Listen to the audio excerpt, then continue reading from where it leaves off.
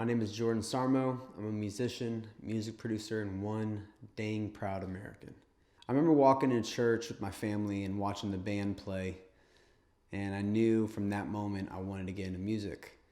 And from there, that launched me into, at 19 years old, I moved to Kansas City, went to music school, which is where I learned to become a musician, which then I ended up going to another music school in Los Angeles, which is how I moved to Los Angeles about 8 years ago, and launched me as a music producer. I was raised in a pretty big family. I'm the first of five. I have two brothers and two sisters, and two awesome nephews. And my parents raised me pretty conservative, thanks to their parents. My grandparents on my mom's side came from Greece. They had nothing.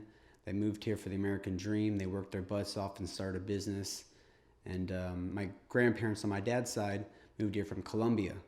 And they had nothing when they moved here. And they started a business themselves, and they worked hard. And thanks to my grandparents instilling these values to my parents, I have been able to take on the same values. And my parents always taught me to save money, accept personal responsibility, be counterculture, fight for what you believe in, never give in to the mainstream narrative and question everything, do your own research.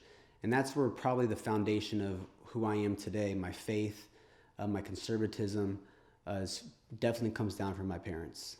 I'll never forget when Donald Trump came down that escalator.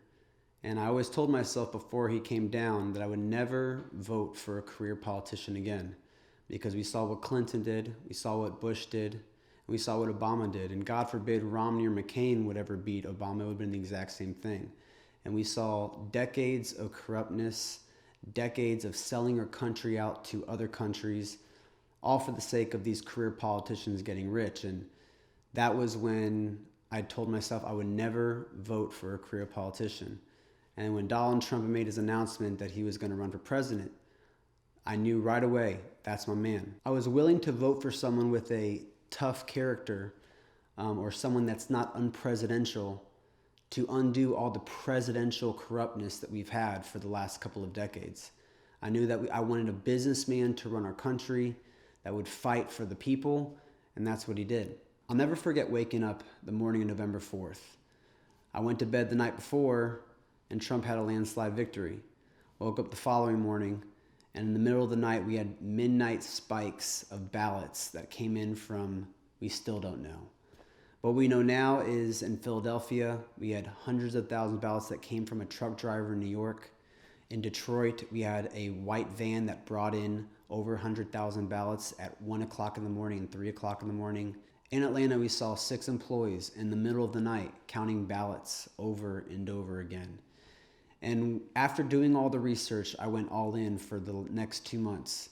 I studied every court case. I studied every hearing. I studied all the evidence, the Navarro reports.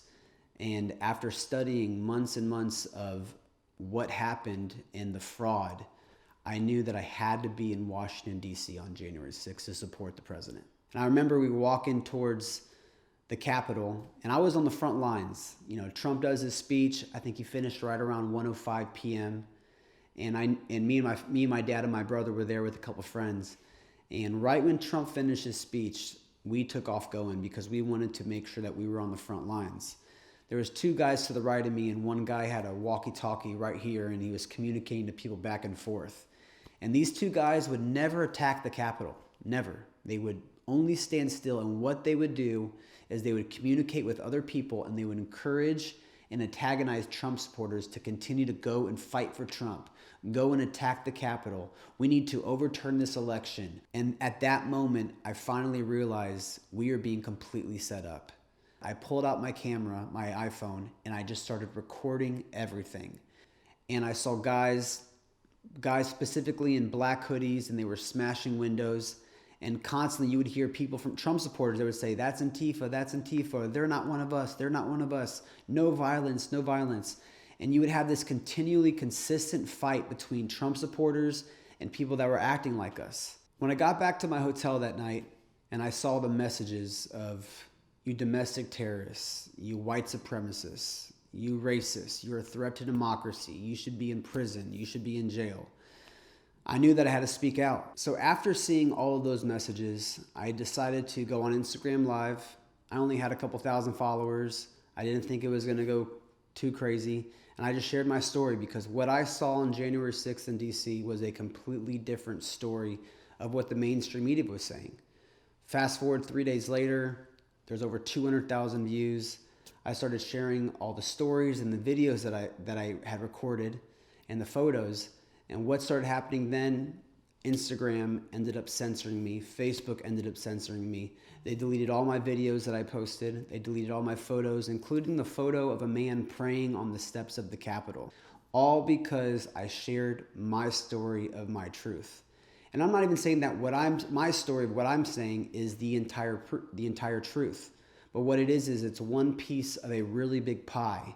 And we need every single piece of this story to get the entire truth. So after sharing my story, I started having hundreds of messages come in from all over the country. There was one girl named Joanna who owns a yoga studio, and she was there on January 6th. She didn't even go to the Capitol. All she did was take a picture and she went back to her hotel. What happened to her? She had the local papers start writing papers that there's a white supremacist in our own neighborhood and we need to put her to bed. She's had her life being threatened. She's had voicemails. She's having stalkers. Same thing for another friend in San Diego who owns a coffee shop. And I'm hearing all of these stories of all of these conservatives that wanted to stand for the president. They were there with their families. They were there peacefully. And now their lives are being threatened. So after hearing all of these stories like Joanna and David and hundreds more, I knew that this is what I wanted to do, which was inspire people to be courageous. Never give in to cancel culture. Cancel culture's goal is to silence you, is to scare you, to instill fear in you. The reason why is because they want you to remain silent. But the moment that you speak out and you expose them, you win. Be open about your beliefs, because I promise you, there is half of America waiting to support you and your business because you guys align with the same values. And the moment that you step out, that is where the greatest reward is. Be bold, be courageous, because it's contagious. And just remember to always speak truth without fear.